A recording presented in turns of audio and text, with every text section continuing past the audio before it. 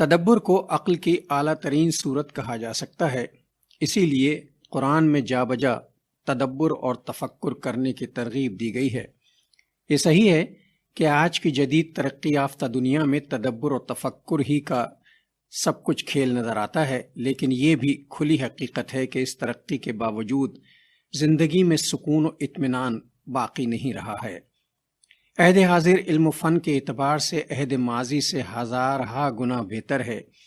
دنیا بھر میں علم و ہنر اور فن سے آگاہ کرنے اور ہر طرح کی تربیت دینے والے اداروں کا جال بچھا ہوا ہے۔ انسان زمین سے خلا تک تسخیر کرنے کی صلاحیتوں سے مالا مال ہے۔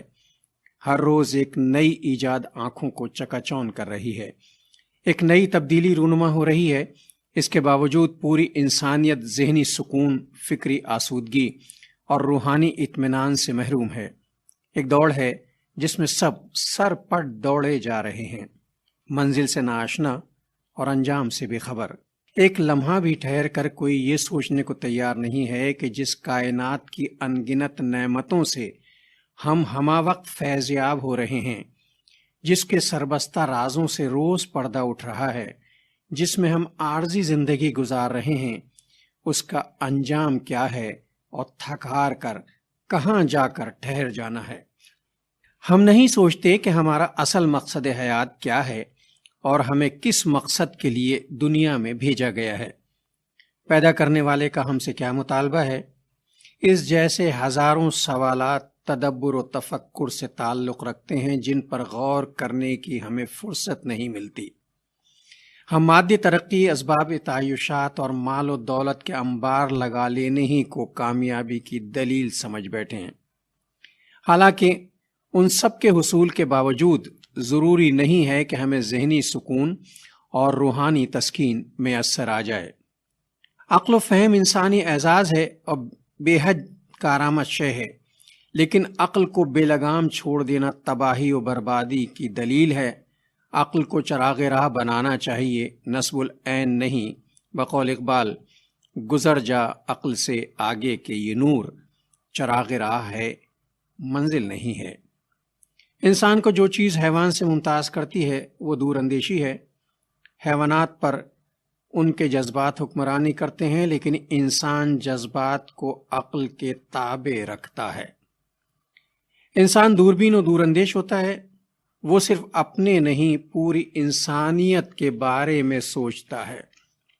جو لوگ فکر و تدبر سے عاری ہوں وہ جانوروں سے بھی بدتر ہوتے ہیں۔ قرآن ایسے لوگوں کے بارے میں کہتا ہے، ہم نے جن و انس میں بہت سے ایسے پیدا کیے ہیں جن کی عاقبت جہنم ہے۔ وہ دل رکھتے ہیں لیکن اس سے سمجھ کا کام نہیں لیتے، آنکھیں رکھتے ہیں لیکن دیکھتے نہیں، کان رکھتے ہیں لیکن سنتے نہیں، اور چوپایوں کی طرح ہیں بلکہ ان سے بھی بدتر، بے راہ اور غافل ہیں۔ حضور انور صلی اللہ علیہ وسلم کا ارشاد گرامی ہے، دل کو مراقبے کی عادت ڈالو اور عبرت پذیری بڑھاؤ۔ ایک صحابی کو آپ صلی اللہ علیہ وسلم نے نصیحت فرمائی، ہر کام کو تدبر کے تحت رکھ، اگر تو سمجھے کہ اس کام میں بھلائی ہوگی تو انجام دے، اور اگر اس کی وجہ سے بھٹک جانے کا ڈر ہو تو باز آ جا۔ آج ہم ایک بھٹکی ہوئی قوم بن کر رہ گئے ہیں جو بے سمت بھاگی جا رہی ہے، انجام سے بے خبر، آخرت کی فکر سے عاری، صرف دنیاوی معاملات ہی پہ ساری توجہ مرکوز ہے، اور یہی ہمارا مقصود بن گیا ہے۔ ہم نے پورے تعلیمی نظام کو معروضیت کے غلاف میں لپیٹ دیا ہے جو غور و فکر کے ذریعے معرفت الہی کی طرف رہنمائی نہیں کرتا، ایمان کی پختگی کا باعث نہیں بنتا، حالانکہ اسی تدبر و تفکر کو اسلام عبادت کا درجہ دیتا ہے۔ حدیث مبارکہ میں ہے، تفکر کی طرح کوئی عبادت نہیں، اور ایک اور حدیث کا مفہوم ہے، ایک گھڑی کا تفکر 60 سال کی عبادت سے بہتر ہے۔